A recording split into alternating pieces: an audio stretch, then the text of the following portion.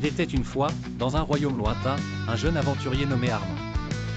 Bien que courageux et passionné par la quête de nouvelles découvertes, Armand était souvent sous-estimé par les habitants de son village. Ils se moquaient de lui, le surnommant Armand le Petit, et ne le prenaient jamais au sérieux lorsqu'il parlait de ses rêves d'aventure et de bravoure. Un jour, alors qu'il errait sur les bords de la grande forêt interdite, Armand découvrit une grotte cachée derrière une cascade. Curieux mais prudent, il entra. À l'intérieur, il trouva une ancienne armure resplendissante, gravée de runes mystérieuses. En l'enfilant, il ressentit une force incroyable l'envahir. Il était devenu plus fort que jamais. De retour au village, Armand put démontrer la puissance qu'il avait acquise. Ceux qui s'étaient moqués de lui furent stupéfaits de voir à quel point il était devenu puissant. Les rumeurs se propagèrent rapidement, atteignant les oreilles du roi, un souverain impitoyable qui ne tolérait aucun rival.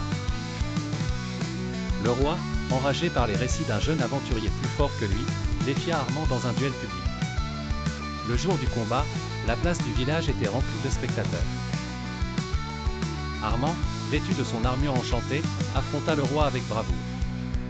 Leurs épées s'entrechoquaient, et bien que le roi fût un combattant aguerri, il ne put égaler la force et l'agilité qu'Armand avait acquises. Finalement, grâce à son courage et à ses nouvelles capacités, Armand désarma le roi devant une foule bouche bée. Après sa victoire, Armand fut acclamé non seulement par son village, mais par tout le royaume. Il était passé de Armand le Petit à Armand le Grand. Le jeune aventurier, jadis sous-estimé, avait prouvé que la véritable force venait de l'intérieur, et il avait gagné le respect et l'admiration de tous ceux qui l'avaient un jour méprisé.